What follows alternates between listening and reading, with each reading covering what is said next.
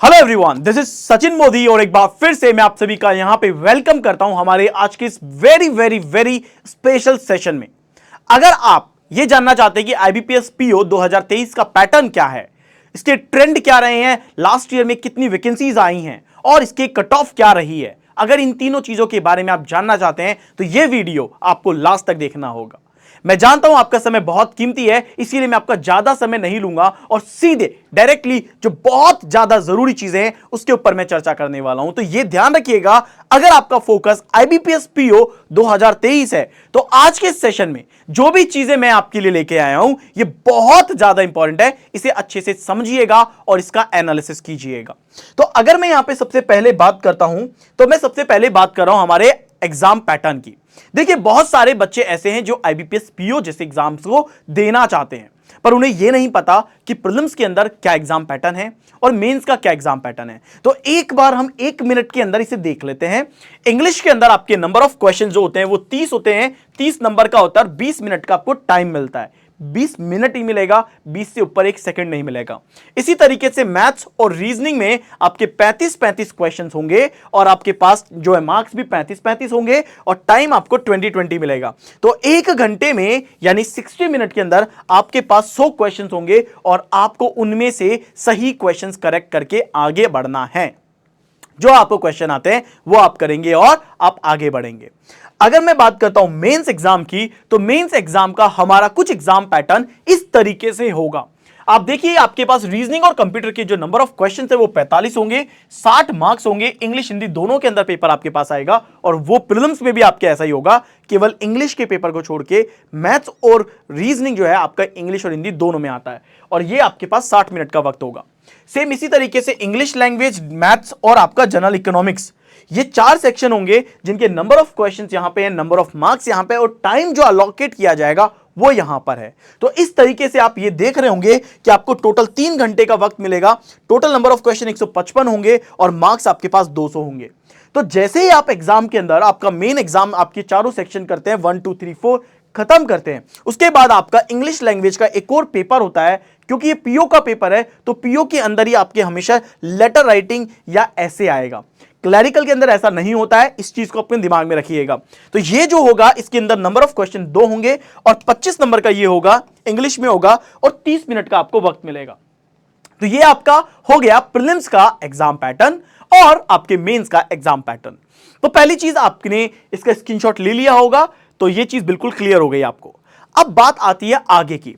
तो बात हमारी जो नेक्स्ट आती है वो आती है नंबर ऑफ वैकेंसीज की। क्योंकि देखिए, बहुत सारे बच्चे, क्योंकि बहुत सारे वीडियोस ऐसा बनते हैं वैकेंसी डिक्रीज हो रही है, कोई कहता है वैकेंसी बढ़ रही है, कोई कहता है कि वैकेंसी नहीं आएगी, कोई कह रहा है कि अब बहुत कम वैकेंसी आएगी। तो there are so many thing. कोई कहेगा कि अब वैकेंसी बिल्कुल रोक लग जाएगी। तो कई सारी विचारधाराएं हैं बहुत सारे अलग अलग लोगों की। तो आपको ना उनकी विचारधाराओं पे नहीं जाना है। आपकी उनकी विचारधाराओं की अगर आप रेस्पेक्ट करते हो तो सुन लीजिए, नहीं है तो छोड़ दीजिए। आपको किसी की भी आइडियोलॉजी पे नहीं जाना है कि व्हाट दे आर सेइंग। आपको बस ये ध्यान रखना है कि अभी वैकेंसी आउट हो गई है, हमें तैयारी करनी है एंड हमें आगे बढ़ना है। That is the your target. तो अगर मैं 2018 की बात करता हूं तो 2018 के अंदर गाइस जो नंबर ऑफ वैकेंसी थी वो 4000 से ज्यादा की थी, यानी 4200 प्लस वैकेंसी आपके पास 2018 में थी। 2019 में यही वैकेंसी आपकी थोड़ी और बढ़ी और ये 4300 तक चले गई है, राइट, 4300 प्लस हो गई है। फिर 2020 में ऐसा हुआ कि आपकी वैकेंसी काफी घट गई और ये 3517 पे आ गई। अब लोग जब यहां पे वैकेंसी आई तो लोग तो ये कहने लग गए थे अब वैकेंसी घटती रहेगी घटती रहेगी और घटती रहेगी। लेकिन ऐसा नहीं है। क्यों? क्योंकि देखो, सर्विस सेक्टर हमेशा ग्रो करता है, राइट। जैसे जैसे डिमांड बढ़ती जाएगी सप्लाई करनी पड़ेगी, बैंक नए ओपन होंगे, ग्रामीण एरियाज में भी आएंगे और शहरी एरियाज में भी आएंगे और उनको वो फैसिलिटीज अपने कस्टमर को देनी होगी अगर उनको भी सर्वाइव करना है तो, राइट। क्योंकि प्राइवेट बैंक भी उतना ही ज्यादा चैलेंजिंग होता जा रहा है, उतना ही ज्यादा एफर्ट मार रहा है जितना गवर्नमेंट बैंक मार रहा है। तो ऑब्वियस ही बात है, अगर कोई गवर्नमेंट बैंक है तो उसे ज्यादा अच्छा एफर्ट मारना होगा और अच्छी सर्विसेज देनी होंगी। तो यहां पे फिर देखो 2021 में क्या हुआ, आपकी वैकेंसी फिर राइज कर गई और ये करीब 5800 चले गई। और 2022 में आप देखिए ये वैकेंसी फिर राइज हुई है और करीब 7400 तक गई है। तो अगर हमारे पिछले अगर 2 साल का अगर मैं कट ऑफ 2 साल का देखूं तो 2 साल से लगातार वैकेंसीज बढ़ रही है। तो आप ये अगर कम भी होती है तो भी ज्यादा से ज्यादा 1000 कम होगी और अगर बढ़ती है तो कम से कम 1.5 से 2,000 बढ़ेगी। तो आप ये याद रखिए, आपकी वैकेंसी जो भी जाएगी वो करीब 6,000 प्लस तो पक्की बात है, होनी ही होनी है, एंड विच इज सफिशिएंट। ऐसा नहीं है कि ये 60 आ रही है, या ऐसा नहीं है कि 6 वैकेंसी आ रही है, दिस इज 6,000 प्लस वैकेंसीज। तो ये 6,000 प्लस वैकेंसीज का हमने केवल एक्सपेक्टेशन लिया है कि 2023 में ऐसा हो सकता है कि भैया 6,000 प्लस जाएगी, लेकिन ऐसा नहीं है कि 9,000 जाएगी। तो आप बोलेंगे देखा मोदी सर, आप तो 6,000 बोल रहे थे, 9,000 आई है। ऐसा कोई नहीं बोलेगा। क्यों? क्योंकि मैं आपको जो रस से रस्ट हो सकती है वो कंडीशन बता रहा हूं कि इतनी तो आएगी। और बेस्ट क्या हो सकती है, प्लस में कितना भी ऐड कर लो, आपके लिए फायदा है, आपके लिए अच्छी तैयारी करने का एक मौका होगा और थोड़ा सा ज्यादा कॉन्फिडेंस आएगा। चलो यार 9,000 वैकेंसी आई है, अब तो मैं निकाल ही लूंगा। किसी को अगर 6,000 में डाउट होगा तो 9,000 में वो सेटिस्फाइड हो जाएगा, राइट। तो ये हमारे आईबीपीएस पीओ की वैकेंसी का ट्रेंड रहा है पिछले 5 साल का कि कितनी वैकेंसीज कैसे कैसे आई हैं।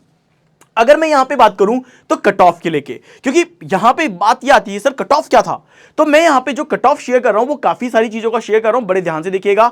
मैं आपको कट ऑफ यहां पे 2020 का भी बताऊंगा, 21 का भी बताऊंगा और 22 का भी बताऊंगा, क्योंकि ऐसा होता है ना कि बहुत सारे बच्चों को जानना होता है कट ऑफ क्या गया था सर प्रीलिम्स का। मेंस का तो उन्हें पता है कि कट ऑफ थोड़ा सा अच्छा ही जाता है, मतलब ऐसा भी नहीं बहुत हाई जाता है, पर थोड़ा टफ जाता है। लेकिन प्रीलिम्स का कट ऑफ कहीं ना कहीं थोड़ा बहुत सही चला जाता है कि बच्चा सोचता है कि 60 गया होगा, बच्चा सोचता है 70 गया होगा, ये आइडिया लगा लेता है बच्चा अपने हिसाब से।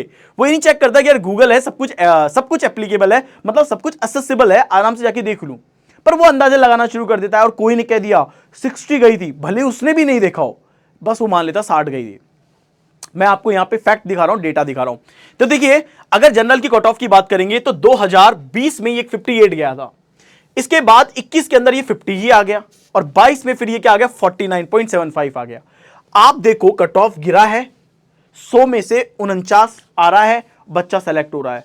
अब आपके दिमाग में पहला क्वेश्चन, पेपर पक्का टफ आया होगा, पेपर डेफिनेटली टफ रहा होगा, कट ऑफ गिर रहा है। जैसे ही किसी ने कमेंट सेक्शन में भी ये लिख दिया ना सर पेपर टफ था, बस जो बाकी लोग हैं वो ये पिक्चर बनाना शुरू कर देंगे पेपर टफ था। But reality is not like this.